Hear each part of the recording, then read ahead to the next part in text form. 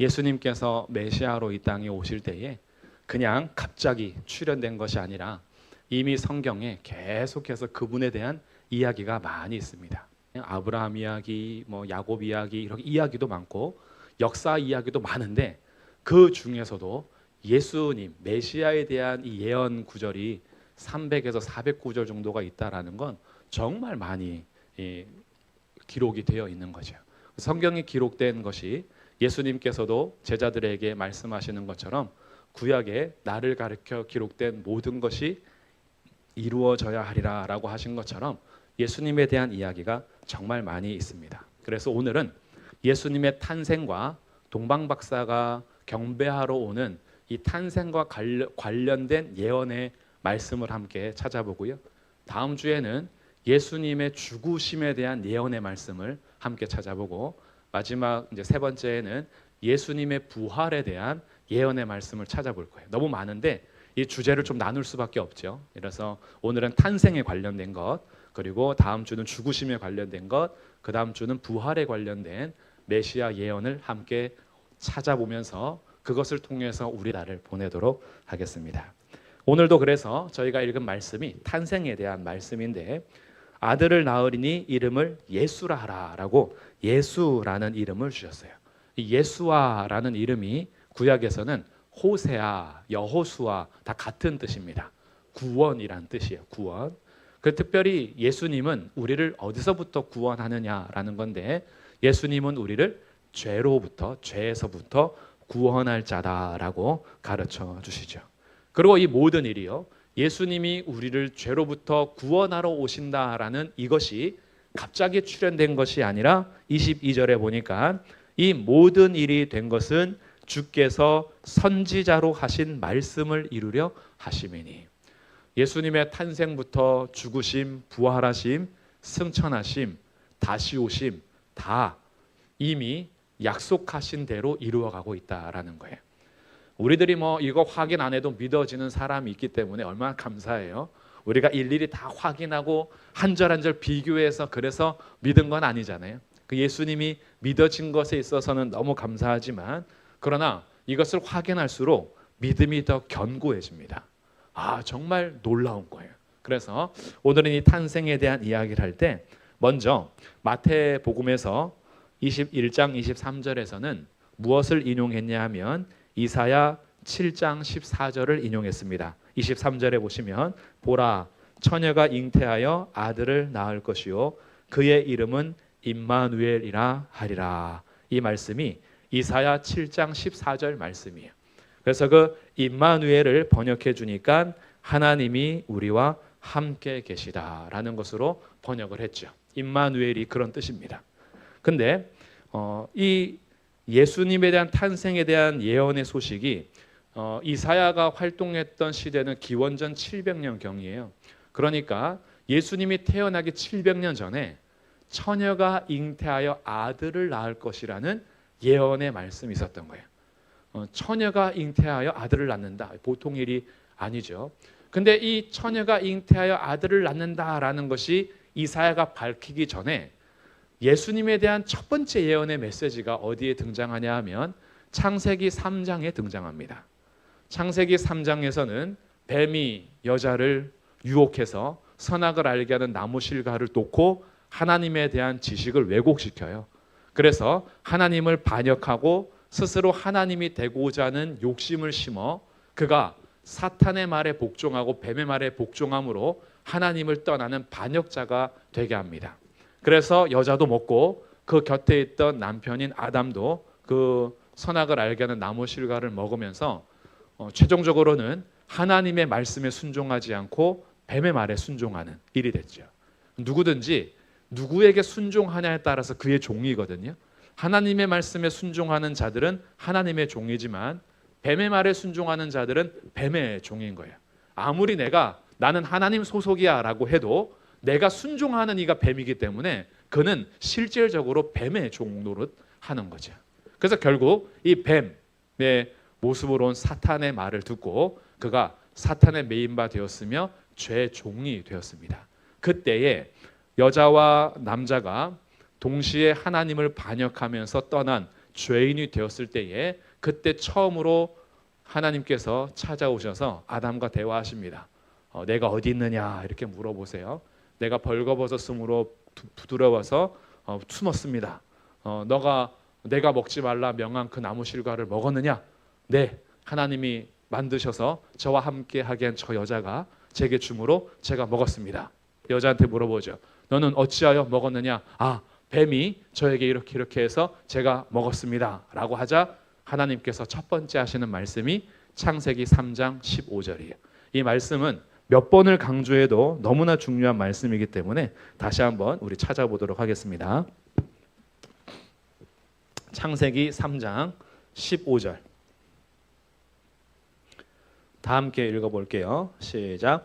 내가 너로 여자와 원수가 되게 하고 내 후손도 여자의 후손과 원수가 되게 하리니 여자의 후손은 내 머리를 상하게 할 것이요 너는 그의 발꿈치를 상하게 할 것이니라. 지금 뱀에게 하는 말이거든요. 남자와 여자에게는 왜 그랬느냐 물어봤지만 뱀한테는 묻지 않으세요. 뱀한테는 바로 말씀하십니다. 14절에 먼저는 뱀을 저주하세요. 너가 이렇게 했기 때문에 이제 평생 너는 흙을 먹고 살 것이다 라고 한 다음에 15절에서 내가 너로 여자와 원수가 되게 하고 너의 후손도 그의 후손 여자의 후손과 원수가 되게 할 것이니 여자의 후손은 내 머리를 상하게 할 것이다. 너는 그의 발꿈치를 상하게 할 것이다. 이 뒤에 나오는 두 절은 다음 주에 연결되는 말씀이고요. 오늘은 탄생에 대한 거니까 여자의 후손이란 단어만 한번 살펴볼게요.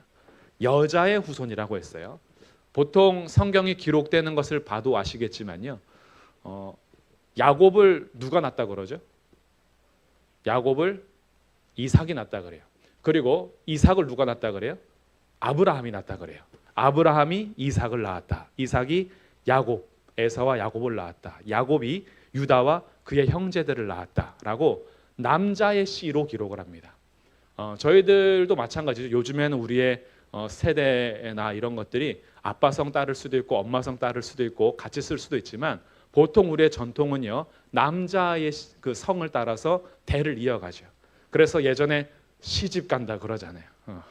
출가한다 그러고 여자들은 태어나서 어때요? 결혼하면 집 나가는 거예요. 그리고 남자 쪽에서는 한 명이 더 들어오는 거고 이런 그냥 개념적으로 남자의 후손이고 남자를 따라서 집안이 형성이 됩니다. 근데 이미 창세기 3장에서는요 남자의 후손이라 하지 않고 여자의 후손이 올 것을 약속하셨어요. 글쎄 그 여자의 후손이 누구인지 아직 정확하게 밝혀지진 않았으나 하나님께서 죄를 지은 인간들에게 첫 번째 하신 약속의 말씀이 여자의 후손이 와서 뱀을 짓밟아 버리시겠대요. 그 여자의 후손이 이제 이들이 전할 기다리는 메시아가 됩니다. 그래서 그 메시아가 누구인지 정확히 모르는 상태에서 아브라함에게 이렇게 약속하세요. 자, 아브라함에게는 뭐라고 약속하시냐 하면 22장, 창세기 22장입니다. 창세기 22장 18절 말씀. 예언의 말씀이기 때문에 우리가 좀 찾아볼 것이 좀 많지만 같이 찾아보면 좋을 것 같아요. 자, 창세기 22장 16절부터의 말씀이에요. 아브라함이 이삭을 바친 다음에 하나님께서 하시는 말씀. 22장 16절 이르시되 여호와께서 이르시기를 내가 나를 가리켜 맹세하노니 하나님이 자기 스스로 자기를 걸고 맹세하신대요. 이것보다 더 큰 맹세는 없죠. 하나님이 자기를 걸고 맹세하십니다. 네가 이같이 행하여 내 아들 내 독자도 아끼지 아니했으니 아브라함에게 독자인 이삭도 아끼지 않고 바치려고 했어요. 그래서 약속하시는 거 17절 내가 너에게 큰 복을 주고 내 씨가 크게 번성하여 하늘의 별과 같고 바닷가의 모래와 같게 하리니 내 씨가 그 대적의 성문을 차지하리라. 내 씨가 해서 한편으로 봤을 때는 후손 전체를 얘기할 수도 있겠죠. 아브라함 이후에 태어나는 모든 후손을 얘기할 수도 있는데 여기에서는 특별히 단수로 씁니다. 단수.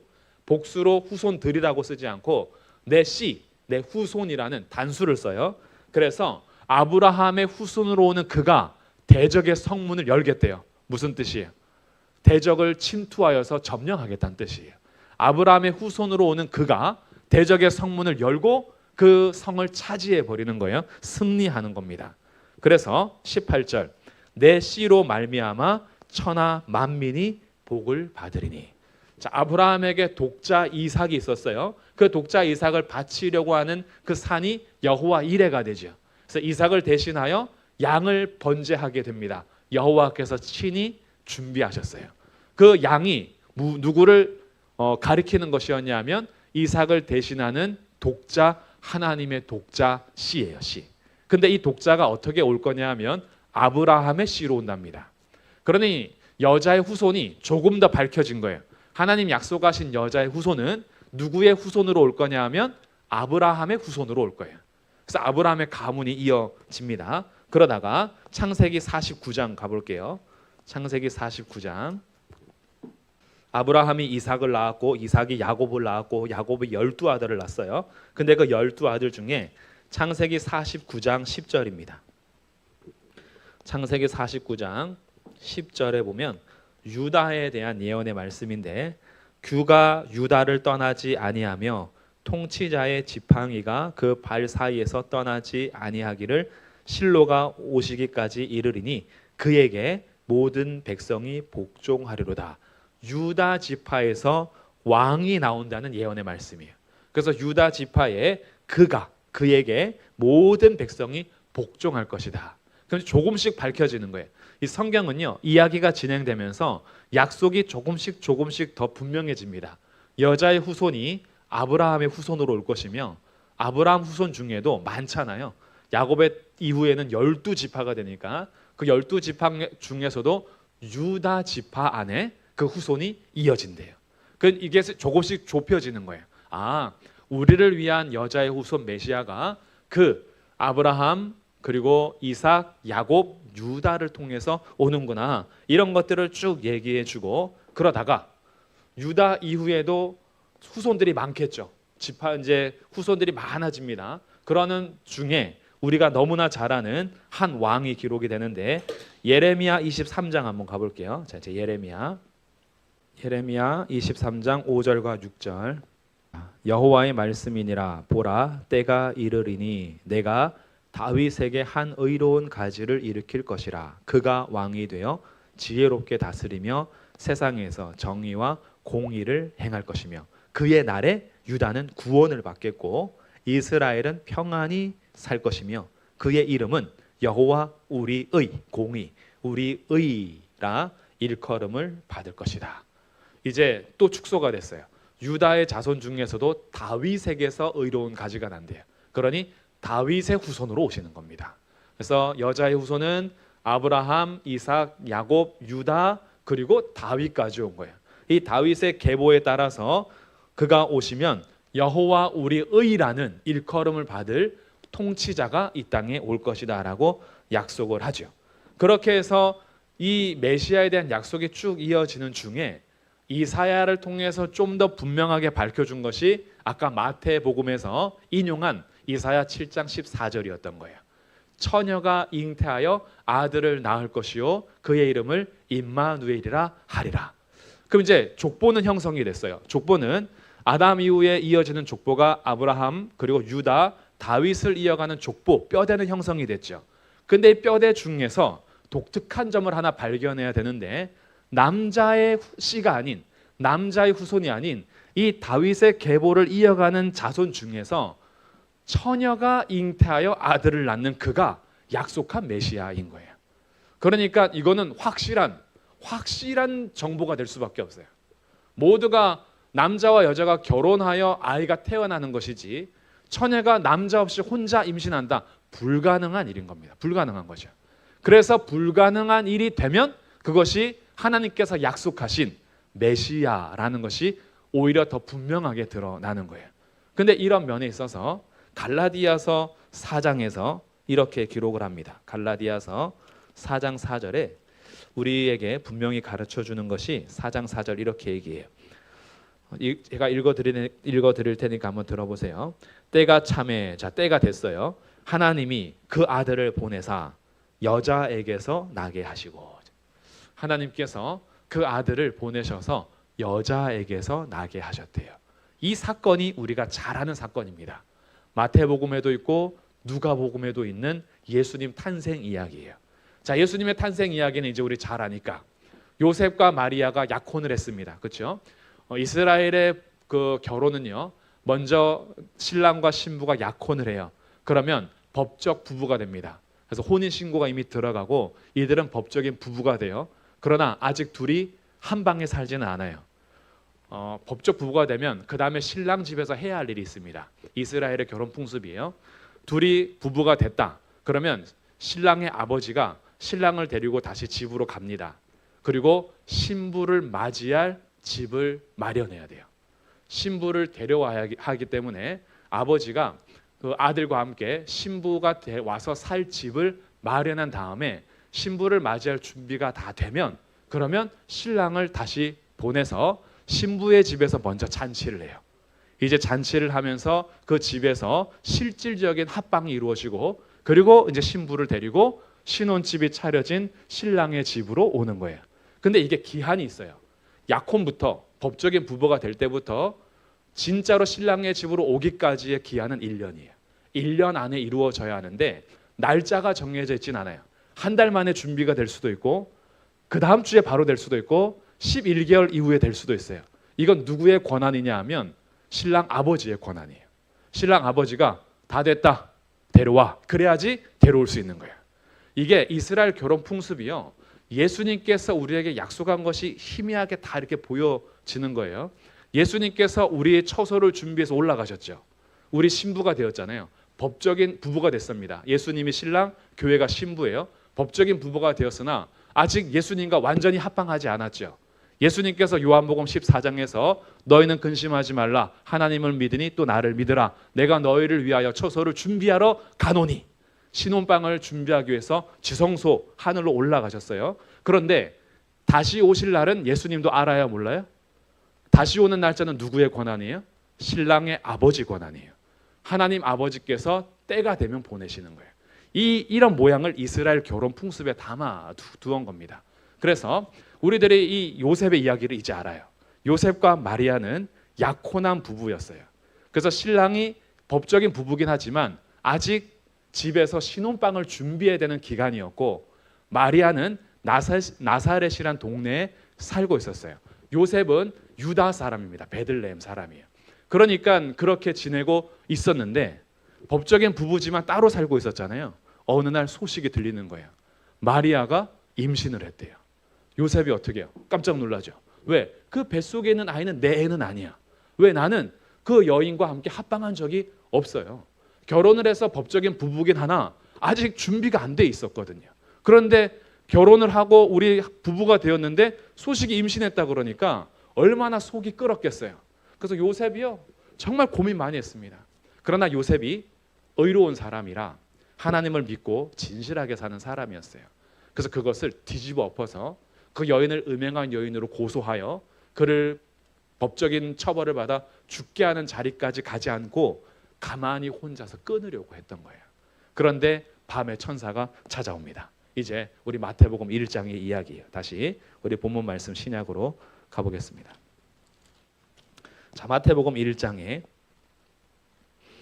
18절부터 말씀인데요. 19절 그의 남편 요셉은 의로운 사람이라 그를 드러내지 아니하고 가만히 끊고 자여 이 일을 생각할 때 얼마나 고민이 많았겠어요. 그런데 그때에 주의 사자가 현몽하여 말합니다. 다윗의 자손 요셉아. 자, 요셉이 다윗의 자손이죠. 그러니까 족보는 형성이 됐어요. 다윗의 자손 요셉아, 너의 아내 마리아 데려오기를 무서워하지 마라. 그에게 잉태된 자는 성령으로 된 것이라. 자, 요셉이 의로운 사람이기 때문에 그가 기다리는 메시아에 대한 구약 성경을 알아요. 구약 성경에서 메시아를 기다리는 사람들은요, 하나님의 방법이 뭔지 아직 정확히는 모르지만 이것이 여자의 후손으로 오실 것이며 처녀가 잉태하여 아들을 낳을 것이라는 아직은 희미한 그 사건에 대한 구약의 이야기를 알아요. 그런데 사자가 그의 꿈에 나타나 현몽해서 말하는 겁니다. 너의 아내는 성령으로 잉태된 것이야. 만약에 요셉이요 의로운 사람이 아니었다면 무슨 개꿈이야, 꿈만 개꿈이 아니라 그 소리도 무슨 개소리야 이렇게 할 수도 있어요. 그것을 부정하고 싶은 거죠. 무슨 말도 안 되는 소리야라고 할 수 있어요. 요셉은 그러나 의로운 사람이고 율법과 가까운 사람이에요. 그래서 천사를 보내셔서 하시는 하나님의 말씀을 듣습니다. 그리고 그에게 이름까지 알려줘요. 그리고 요셉에게 분명하게 가르쳐 줍니다. 그는 예수라 이름을 지은데 죄에서부터 구원할 자이고 봐라, 이 모든 일은 이미 선지자를 통해서 말씀하신 것이야. 그러면서 이사야 7장 14절을 그에게 가르쳐 주는 거예요. 처녀가 잉태하여 아들을 낳으리니 그 이름을 임마누엘이라 하라. 성경에 기록되어 있는 예언의 말씀대로 자기에게 이루어졌다라는 것을 받아들이는 요셉이 마리아를 데려오는 겁니다. 데려와서 어떻게 했냐면요, 24절에 보니까 잠에서 깨어 일어나 주의 사자의 분부대로 행하여 그의 아내를 데려왔으나 아들을 낳기까지는 동침하지 않습니다. 하나님 하시는 일을 받아들인 거예요. 그럼 요셉만 그랬습니까? 아니에요. 누가복음에서 마리아의 이야기가 중심이 돼요. 마태복음은 요셉의 이야기로 중심이 되고 누가복음은 마리아 이야기로 중심이 되는데 어느 날 갑자기 사자가 와서 너 아이를 낳을 거야 라고 하는 거예요. 여자가 어떻게 해요? 제가 사내를 알지 못하는데 어떻게 임신하여 아들을 낳습니까? 여자 입장인 거죠. 자기도 당황스러운 거예요. 내가 어떻게 아이를 낳습니까? 아, 성령께서 하시는 것이다. 능치 못함이 없다라고 하자 이 마리아가 주의 여종이오니 말씀대로 되리라 라고 그것을 받아들여요. 그런데 이 마리아도요, 다윗의 후손이에요. 그의 족보가 3장에서 기록이 되는데 위로 쭉 올라가면 요셉과 마리아의 족보가 어디에서 나눠지냐 하면 다윗이 아이들을 많이 낳죠. 아이를 많이 낳는데 다윗을 이어 솔로몬을 이어지는 족보는 요셉이고요. 다윗의 아들 중에 나단이 있어요. 솔로몬 동생이에요. 그 나단의 족보를 이어가는 사람이 마리아예요. 그러니까 두 사람 다 다윗의 후손입니다. 그러니까 이 모든 일들이 우연히 이루어지는 것이 아니라 하나님께서 우리에게 보내주시고자 했던 메시아에 대해서 분명하게 한치의 오차도 없이 이루어 가시는 역사가 구약과 신약에서 우리를 통해서 알게 하시고 분명히 가르쳐 주는 거예요. 그리고 그의 탄생뿐만이 아니라 이런 성령으로 잉태하여 처녀가 아들을 낳을 것이라는 마리아의 동정녀 탄생, 처녀 마리아의 탄생 이야기뿐만이 아니라 그가 어디에서 태어나는지도 예언을 해두었어요. 마태복음 2장 동방박사들이 찾아오는 시간인데요.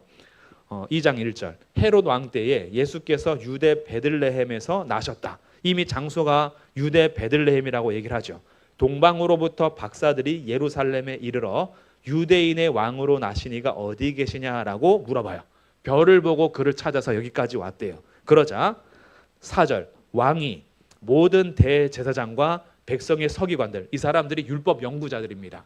구약을 연구하는 사람들이죠. 이 사람들을 모아서 성경에 기록하는 메시아 그리스도가 어디서 난다고 했는지 빨리 찾아보라는 거예요. 그래서 이들이 성경 연구가니까 찾아봤어요. 찾아보니 6절에 기록된 것이 저희가 찾아보려고 했던 미가 5장 2절의 말씀이에요. 미가 5장 2절을 인용하는데 함께 읽어보겠습니다. 시작.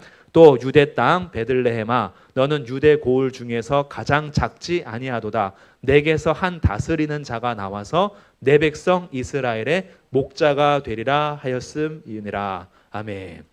유대 땅 베들레헴 거기에서 이스라엘의 목자가 태어날 거다. 그러니 그리스도가 어디서 태어나는지도 정해졌어요. 근데 문제는 마리아가 지금 어디에 있는 거예요? 갈릴리 나사렛이라는 동네에 살고 있습니다. 거기는요, 우리도 가서 임신한 여인을 다시 갈릴리서부터 예루살렘, 베들레헴까지 데려오는 건 너무 버거워요. 그래서 안 움직일 수도 있잖아요. 그런데 하나님께서는 로마 통치를 다 손에 쥐고 계시면서 모든 사람들이 호적하라는 명령을 내리게 합니다. 그것이 누가복음 3장 1절의 말씀이에요. 누가복음 3장 1절에 가면 로마 황제가 어찌 보면 세금이나 아니면 징병 때문에 그랬을 거예요. 통치하기 위해서 세금을 걷기 위해서 인구조사를 해야 하고 지역에 따라서 분명한 이 개편을 하면서 징병하거나 이럴 때 호적조사가 필요하죠. 그래서 모든 집안들에게 너희의 고향 땅으로 가서 호적 신고를 하라고 명령이 내려진 거예요. 그러다 보니 어쩔 수 없이 요셉이 마리아를 데리고 어디를 왔어야 되냐 하면 베들레헴으로 올 수밖에 없었던 거예요. 이런 모든 역사적인 사건을 조합해서 미가를 통해서 선언했던 베들레헴의 탄생이 이루어지는 거예요. 호적 조사가 이루어지니 요셉 가족만 움직인 게 아니죠. 수많은 사람들이 움직이다 보니까 베들레헴에 잘 곳이 없었던 거예요. 빈 방이 없는 거예요. 수많은 사람들이 이동을 했으니까. 근데 마리아는 벌써 만삭이 되어서 막 아이가 나오려 할 때죠. 그래서 어쩔 수 없이 방이 없이 가축들이 있었던 그런 마구간에 가서 그곳에서 아이를 낳게 되는 이런 이야기가요. 그냥 우연히 일어난 것이 아니라 나사렛에서 태어나면 안 돼요. 왜? 예언의 왕은 베들레헴에서 태어나는 거죠.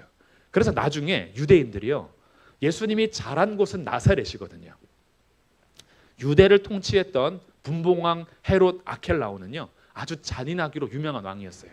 그래서 요셉이 그곳에서 살기가 두려워서 도망갔습니다. 애굽 땅에 살짝 피신해 가 있다가 아켈라오가 죽었다라는 얘기를 듣고 다시 돌아왔는데 그래도 불안한 거예요. 베들레헴에서 살기가 너무 불안하니까 그러면 나사렛으로 가해서 마리아 친정집인 고향으로 가게 된 거예요. 그러니 예수님의 유아 시절은 나사렛이란 동네에서 자라나게 됩니다. 그러니 사람들은 예수님을 어디 사람으로 봐요? 나사렛 출신으로 보는 거예요. 그러니 오늘날은요 조사하면 다 나와요. 어디서 태어난지 인터넷 딱 두드리면 태어난 곳, 자란 곳, 학교 어디 나왔는지 다 나오지만 요즘 옛날엔 그런 게 없잖아요. 그러니까 나사렛에서 자랐으니까 그냥 나사렛 사람이고 메시아란 얘기를 들었을 때 성경에서는 메시아가 베들레헴에서 태어난다 했는데 너는 어디서 났느냐? 넌 어디서 났는지도 모르겠는데 왜 네가 구원자 그리스도라고 할 수 있느냐? 이런 것들을 증거로 제시하죠 자꾸. 그러나 그들이 몰랐던 사실 예수님은 실제로 베들레헴에서 태어나셨죠. 그래서 미가를 통해서 베들레헴에서 한 왕이 날 거라는 이야기까지 모든 예언이 한치의 오차도 없이 다 이루어지는 출생이 예수님의 탄생이었던 겁니다. 그렇게 예수님이 우리 가운데 오셨어요. 그래서 이 이야기는 단지 2000년 전에 한 시대 속에서 일어난 이야기로 끝나는 이야기가 아니에요. 이 이야기가 오늘 우리에게도 중요한 이유가 있습니다. 하나님께서 우리를 위해서 보내시겠다라고 한 예수님의 모든 족보와 그의 처녀의 탄생, 장소까지 하나님께서 계획하신 대로 이루어지는 이런 역사를 보면서 오늘까지도 우리가 확신할 수 있는 게 뭐냐 하면요. 하나님은 신실하시다라는 것입니다. 하나님은 정말 신실하세요. 예수님을 보내기 위해서 창세 전부터 이미 계획하시고 그리고 영원 전부터 이미 우리를 구원하시려고 했던 모든 계획을요. 하나님의 손 안에서 세상의 제국들의 흥망성쇠가 있는 수많은 역사 속에서도 하나님은 그 모든 것 위에 계셔서 말씀하신 그대로 성취해 가시는 분이 우리 하나님이십니다. 그렇기 때문에 예수님의 탄생도 말씀대로 그대로 이루어졌다면 이후의 이야기도 그대로 이루어지겠죠. 그래서 이것이 오늘날도 유효한 거예요. 우리 예수님은요. 말씀하신 대로 태어난 것처럼 말씀하신 대로 곧 다시 오십니다. 이것은 우리가 믿고 살아가는 현재인 거예요. 그리고 예수님께서 약속하신 대로 오신 분이기 때문에 우리의 유일한 구원자가 예수님임을 분명하게 믿고 그분을 믿고 살아갈 수 있는 우리의 믿음의 토대가 되는 거죠. 그래서 우리의 믿음은요. 성경에서부터 오는 거예요. 성경 말씀을 통해서 우리에게 계속 들려주시고 듣는 자들에게 계속해서 말씀을 통해서 믿음을 주시고 하나님을 정말 신뢰할 만한 분으로 알게 하면서 우리 매사의 모든 순간에요. 일어나는 정말 작고 큰 일들이 있지만 그 모든 일들을 우리가 다 해석할 수는 없어요. 왜 이런 일이 일어나는지 다 해석이 안 되는 경우가 더 많아요. 하나님의 뜻은요. 감추어둔 뜻이 있고 우리에게 가르쳐주는 뜻이 있어요. 그래서 대부분은 다 가르쳐주지 않으세요. 하나님을 경외하게 하시죠.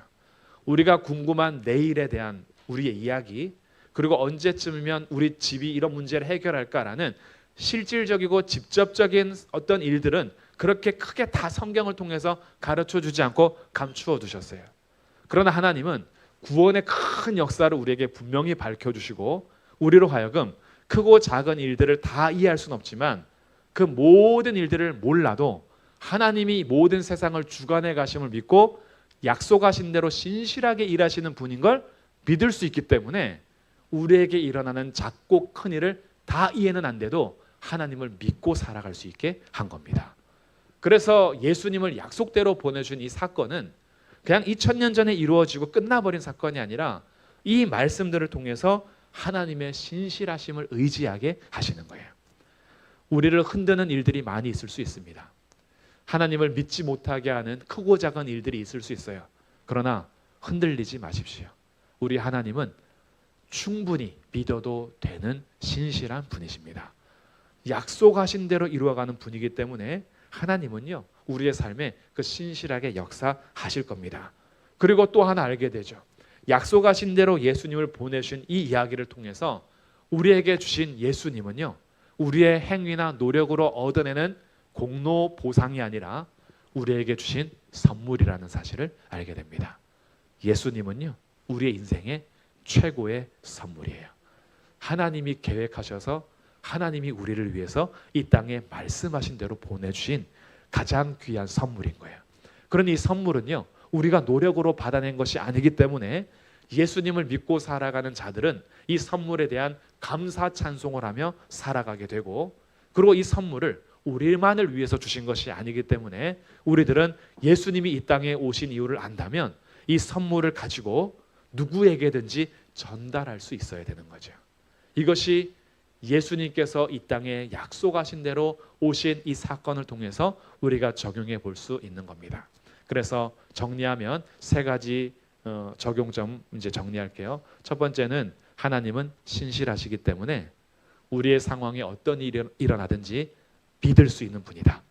요즘에 날 흔드는 모든 것들보다 하나님의 신실하심을 믿고 의지하시길 바라고요. 두 번째, 예수님은 최고의 선물입니다.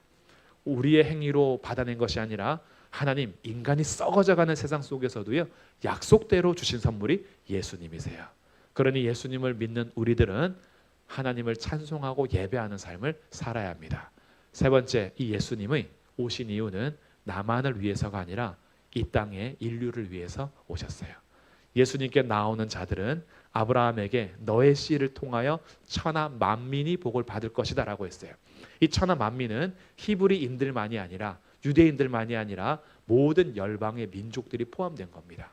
그래서 예수님의 이름은 모든 열방들에게 선물이었던 거예요. 근데 이 선물을 어떻게 전달하고자 했냐면 예수님을 먼저 선물로 받은 사람들을 통해서 이 선물이 계속 증거되고 나누어지도록 하나님 그렇게 일하십니다. 그래서 우리들은요, 예수님이 이 땅에 오셨음을 세 번째 안다면 그 예수님이라는 선물을 누구에게든지 나누어 줄 수 있어야 합니다. 이것이 다른 말로 하면 증인이요, 다른 말로 하면 전도입니다. 이것이 우리에게 주어진 삶이고 사명인 거예요. 그래서 오늘은 예수님께서 탄생에 대해서 예언되었던 이 말씀들을 함께 정리해 보면서 하나님은 신실하시다. 하나님은 우리에게 최고의 선물 예수님을 약속대로 보내주셨다. 이 예수님을 나도 증언하며 전도하면서 살아가는 것이 우리의 사명이다 라는 것들을 생각하면서 우리의 삶에서 성탄절을 기뻐 누릴 수 있는 복된 삶이 되기를 주님의 이름으로 축복합니다. 네, 기도